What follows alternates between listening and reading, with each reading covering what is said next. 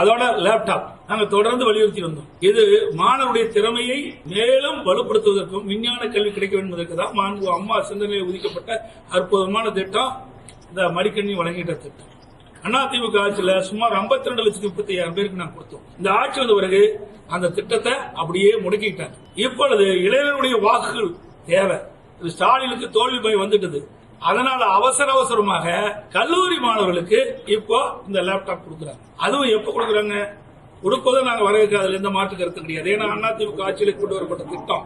ஆனா இந்த திட்டத்தை 2025 கல்லூரி திறக்கின்ற பொழுதே கொடுத்ததா பயனுள்ளதா இருக்கு.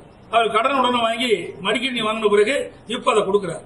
அதனால அதுவும் மக்களுக்கு ஒரு உபயோகம் இல்லாம போச்சு. இன்றைக்கு 3 ஆண்டு பட்டப்படிப்பு படித்து முடிக்கின்றவர்களுக்கு இப்ப கொடுக்கிறாங்க. அதுவும் பிரயோஜனம்.